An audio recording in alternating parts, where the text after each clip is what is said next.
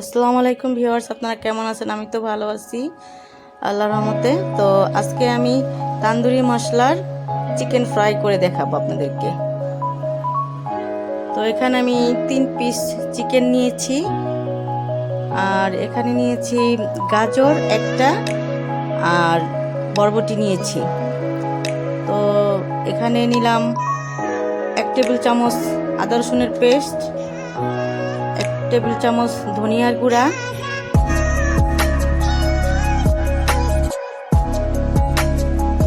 1 চা চামচ দিলাম এখানে মরিচের গুঁড়া, আর তান্দুরি মশলা দিলাম 2 টেবিল চামচ।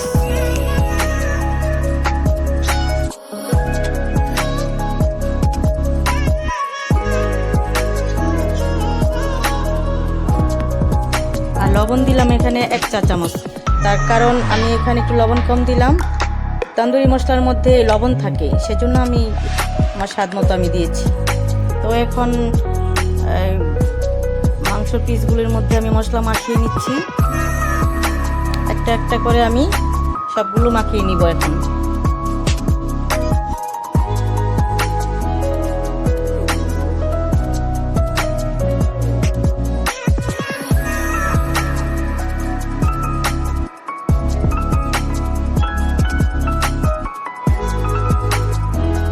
তো আমার মশলা মাখানো হয়ে গেছে, এখন আমি 2 ঘন্টার জন্য ম্যারিনেট করে রেখে দিব ফ্রিজে।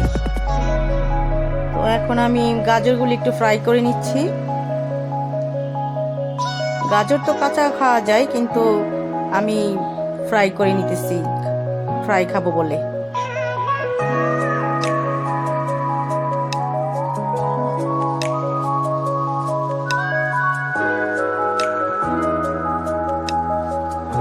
তো এখন আবার বরবটিগুলি ভেজে নিচ্ছি, লবণ দিয়ে মেখে নিয়েছিলাম, তো এখন ভেজে নিচ্ছি।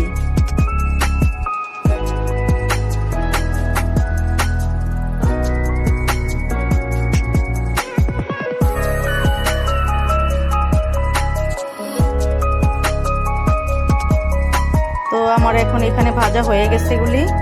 তো আমি এখানে হাঁড়ি দিয়ে দিয়েছি চুলায়, 1/2 কাপ তেল দিলাম, সয়াবিন তেল।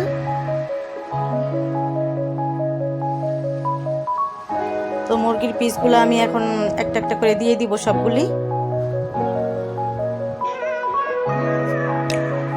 এখন একটু ঢেকে দিব সিদ্ধ হওয়ার জন্য। মুরগির পিসগুলো যাতে ভালোভাবে সিদ্ধ হয়, এখন আমি ঢেকে দিব।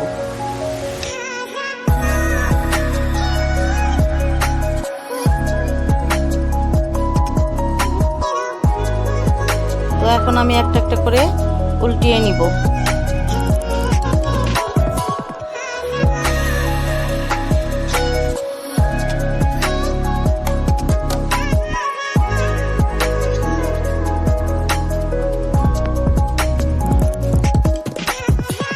তো এখন আবার উল্টিয়ে নিচ্ছি। আমার মাংসগুলি ভাজা হয়ে গেছে। তো দেখুন কত সুন্দর একটা গার্লিক কালার আসছে। আর আমার এই তান্দুরি মশলাটা ইতালি থেকে আনা হয়েছে, আর এটার ফ্লেভারও খুব সুন্দর। তো যদি আমার ভালো লাগে ভিডিওটা, তাহলে আপনার লাইক, কমেন্ট, শেয়ার এবং সাবস্ক্রাইব করে আমার পাশে থাকবেন।